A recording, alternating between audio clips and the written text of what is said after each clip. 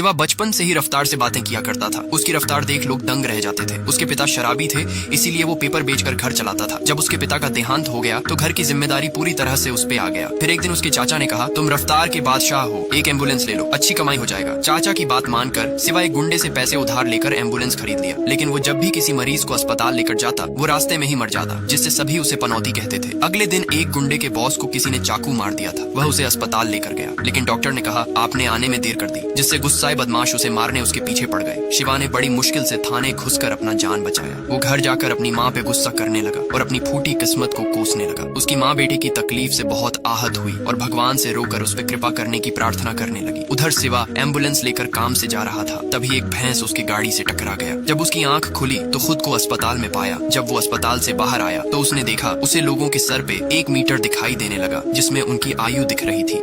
माँ के आंसुओं ने यमराज भगवान को हिला के रख दिया। भगवान ने वरदान स्वरूप शिवा को ऐसी शक्ति दी जिससे वह लोगों की आयु देख सकता था। फिर भी शिवा को अपनी शक्ति पे भरोसा नहीं था। उसने अपनी शक्ति आजमाने के लिए एक आदमी को देखा जो 7 मिनट में मरने वाला था। शिवा ने कहा, तुम्हारे जान को खतरा है, थोड़ा संभल कर रहो। लेकिन आदमी ने उसकी बात का विश्वास नहीं किया और गटर में डूबकर मर गया। फिर शिवा अस्पताल गया, जहाँ एक घायल लड़के को लाया गया। उसने देखा उसकी आयु 82 साल है। तभी डॉक्टर ने कहा, आपके बेटे का ऑपरेशन करना होगा, लेकिन बचने का चांस सिर्फ 5% है। तभी शिवा ने कहा, आप टेंशन नहीं लीजिए, आपके बेटे की आयु 82 साल है, उसे कुछ नहीं होगा। जब ऑपरेशन हुआ तो डॉक्टर ने कहा, आपका बेटा अब खतरे से बाहर है। अब शिवा को समझ में आ गया था वो किसी को बचा नहीं सकता, लेकिन वो अपनी शक्ति से पैसा कमा सकता है। उसने एक नेता को देखा जो जोरों शोरों से इलेक्शन की तैयारी में लगा था, लेकिन उसे नहीं पता था कि वो सिर्फ 7 दिन में मरने वाला था। शिवा उस नेता के विरोधी से मिलकर कहा, मैं तुम्हारे दुश्मन को 7 दिन में मार दूंगा, मुझे इस काम के लिए 1 लाख चाहिए। जब 7 दिन हुआ तो नेता खुद मर गया, लेकिन शिवा ने ऐसे एक्टिंग किया कि उसने ही उसे मारा है।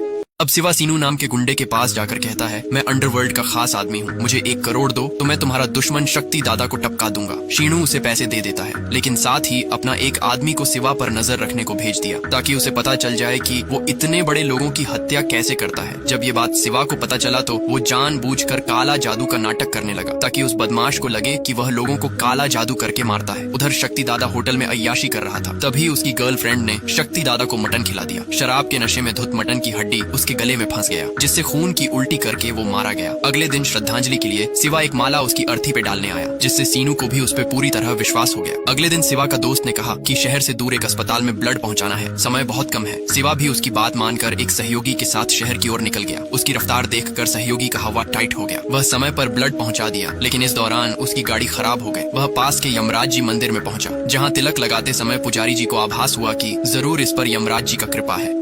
जब शिवा अपनी मंगेतर के साथ सब्जी मंडी गया तो उसने देखा कई सारे बच्चे के साथ उनकी टीचर भी अगले दिन मरने वाले थे। वो सोच में पड़ गया, आखिर इतने सारे लोग एक साथ कैसे मर सकते हैं। जब उसने बच्चे से पूछा, आप लोग कल कहीं जा रहे हो क्या, तो उनकी टीचर ने बताया, कल ये बच्चे MLA की रैली के नृत्य कार्यक्रम में भाग लेने जाएंगे। उसने तुरंत रैली के स्थान का मुआयना किया, लेकिन उसे वहाँ कुछ भी ऐसा नहीं दिखा जिससे इतनी बड़ी घटना घट सके। फिर वो रैली रद्द करवाने के लिए पुलिस के पास गया और कहा, कल की रैली में बहुत बड़ी दुर्घटना होने वाली है। लेकिन सबूत न होने की वजह से पुलिस ने उसे विरोधी पार्टी की साजिश समझकर भगा दिया। फिर शिवा को एक आइडिया आया। उसने इंस्पेक्टर को कॉल करके कहा कि कल मैं MLA की रैली में बॉम्ब ब्लास्ट करने वाला हूँ। ये बात आग की तरह पूरा पुलिस डिपार्टमेंट में फैल गया। तभी कमिश्नर ने MLA को कॉल करके बताया कि आपकी रैली में ब्लास्ट होने वाला है, इसीलिए रैली को रद्द करना ही पड़ेगा। ये खबर सुनकर MLA परेशान हो गया। दरअसल कल की रैली में MLA खुद बॉम्ब ब्लास्ट करवाने वाला था ताकि विरोधी पार्टी को बदनाम करके जनता का सहानुभूति से इलेक्शन जीता जा सके।